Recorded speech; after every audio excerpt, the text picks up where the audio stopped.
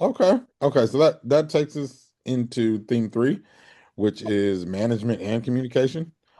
Hmm. And so question one, how is your partnership managed, and who is responsible for overseeing the collaboration? The one thing that we do in our organization is we make sure that nobody is a island.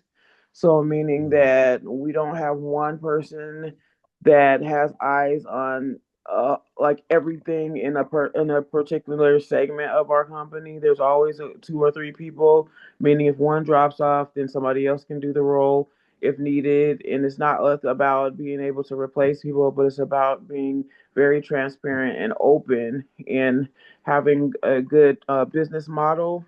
So when it comes in terms of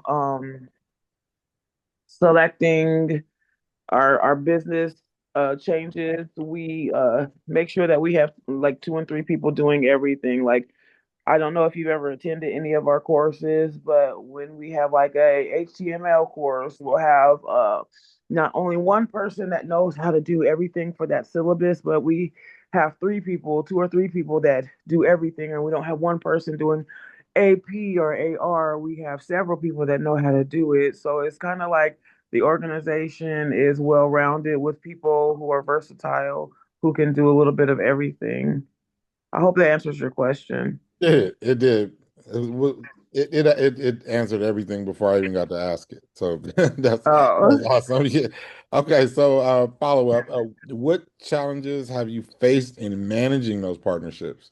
Like conflicts regarding roles? It seems like you have that settled because you have all people engaged because they may be called to bat. So I get that part. If you, I'm sorry, to back up. What challenges have you faced in managing those partnerships? challenges that we have faced in managing partnerships is special. Some challenges that we face. Well, I'll say the majority of challenges that we face is partnerships with any governmental agencies. Governmental agencies do have a lot of rules and guidelines that you have to follow. And sometimes, even when you have the best attorneys and you have the best written contracts, there are some gray lines that will seem like, oh, okay, this is what it is, and this is what we discussed. But when it's time to distribute the funding for all the things that have all the prerequisites that have been met, they'll say, well, this is what this really meant in the organizational guidelines of that particular contract.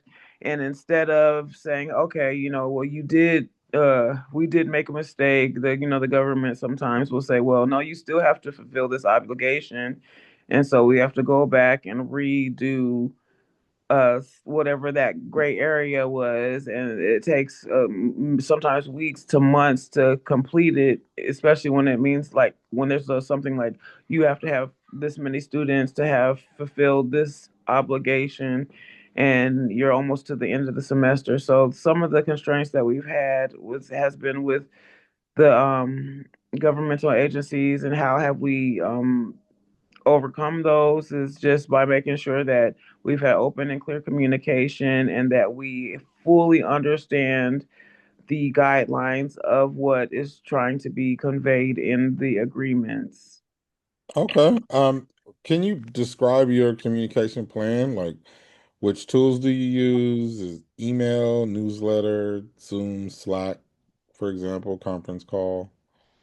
Yeah, our communication, we do Teams. Teams is one of our major forms of communication. The reason that I use Teams over unfortunately, Google Sheets or Google, collaborative software is because Teams integrates many different softwares within itself. So Teams has an internal update sheet. It has an internal approvals module. So instead of having to get another software like a Jira, which is like a ticketing system, you can use it within Teams, and it keeps things very organized so nothing falls in between the cracks. When you're dealing with things like emails, sometimes people get what hundreds of emails in a day, and things will fall in between the cracks. So a week later, it's like, hey, did you sign this contract or did you follow up on this thing?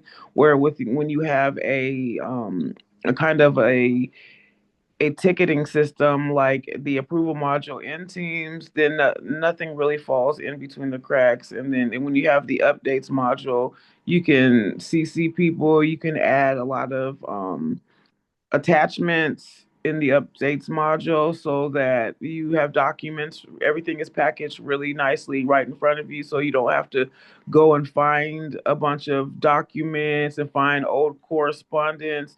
Everything's right there. So Teams is one of our major forms of conduct. Now, I do like Outlook because of the way it's professionally organized, but when it comes in terms of responses, I do kind of like Google, but so those are the three major forms of communication that we use. We do have Salesforce and some other different softwares that we use, but for the most part, Teams, Outlook, and Salesforce are our top three.